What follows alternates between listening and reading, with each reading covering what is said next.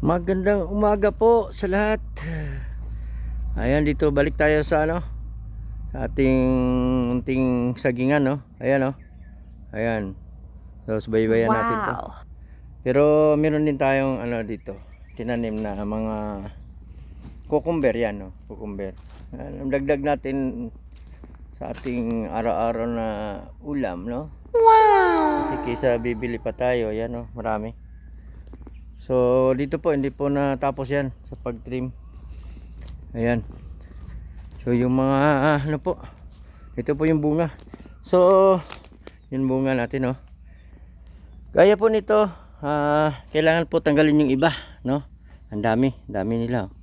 So masisira yung ating saging diyan. Hindi magbibigay ng malaking bunga, no. Oh, yan, oh. Oh So my kailangan God. bawasan yan. So malaking trabaho rin to. Gaya niyan, no, ang dami na. So kailan lang kami nag-operate na magtanggal ng mga seedling na yan. So kagaya nito malaki, double. So medyo ito madamo na, no. So kailangan na ring linisin. Meron naman tayong budget dan. Gagaya po nito, ito yung follower, no. So mag-iwan tayo ng isa o dalawa. So yung iba dyan kailangan natin i-cut. Ayan, o, ang dami. I-cut natin yan. Anyway, may bunga na siya, no, hindi na problema. Kagaya dyan, o, nakabunga na siya, eh. Pwede natin yan bawasan, no. Gaya nito, ayan yung bunga. So meron siyang follower, dalawa. The rest nito tanggalin na natin. Yan, tatanggalin natin yan. So kagaya nito, wala, daming kulang, no. Daming kulang sa banda rito. Ayan, may dumaan na malaking truck. So nag-umpisa na magbunga yung ating sagingaan. Pero dito madamo na, so need to spray na tayo ng mag-spray tayo ng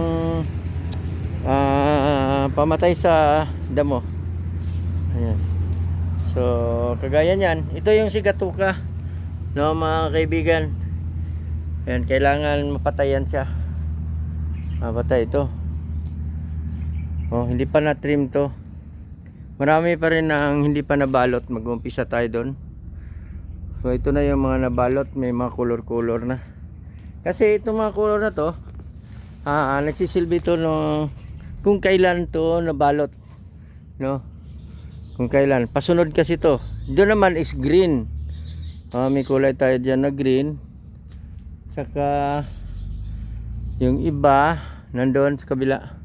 Iba rin kulay doon, ng iba ning green, blue, saka may white tayo. So ito, hindi pa na-trim tong dahon, no? Hindi pa na-trim. Lilinisin yan. Ayan. So malaking trabaho dito. Ayan. So asahan po natin pag may ganito tayong mga seedlings, no. Ganyan, dalawa. Hindi na natin matanggal kasi masisira. So tuloy-tuloy yung dalawa.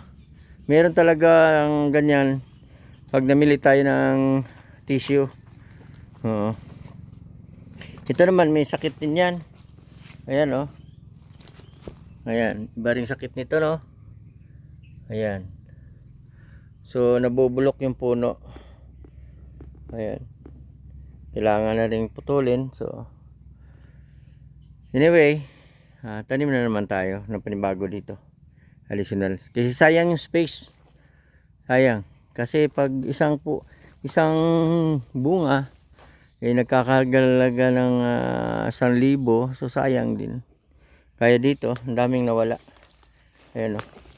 Para kailan lang, mga kaibigan, oh, no, malinis na malinis to.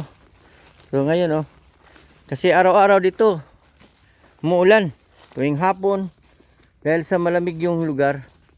At saka doon po banda yung Mount Apo. Malapit na tayo sa Mount Apo. Tingnan niyo po yung kape, no. Ayan ang kape, oh.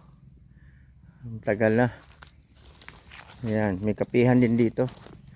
So itong tissue na to, malinis na po yan dyan. Malinis na. Ito yung followers. So, ayan.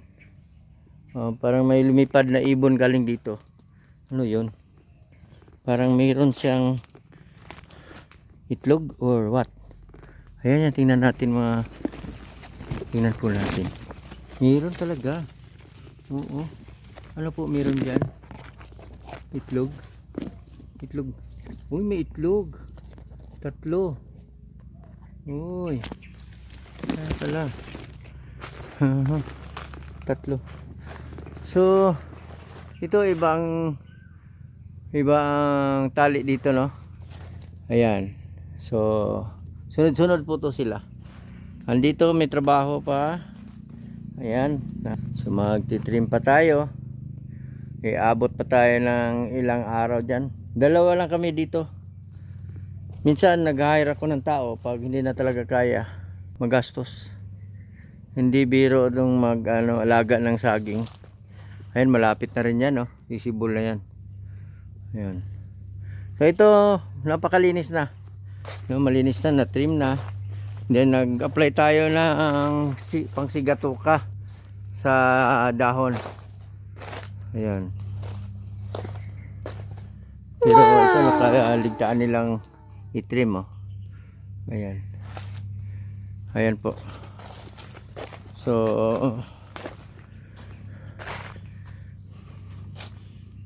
ganito lang.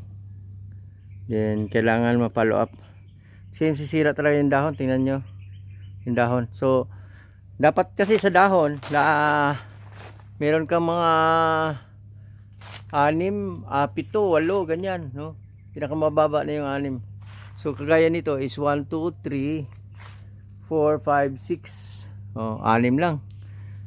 Dapat mga 8 hanggang sa 12. Yung iba nga, may nakita ako 12. Ganda ng dahon. Alagang alaga po yun. Ayan. Saka may disiplina sa area, no? Mag footbath. May biosecurity. Ito sira na yan, no? Sira na yan. Pati ito. Wala na to. Wala na yan. Oo. Sira na rin yan. So kailangan patayin. Gaya nito. Kaya po ang sakit ng saging. Yung mga bansitap, sigatuka, at saka yung Panama. Matindi pag Panama po.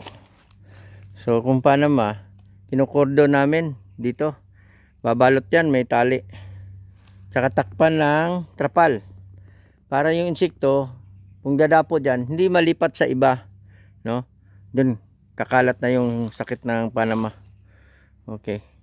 Dito maraming tayong so maraming ito tinatawag na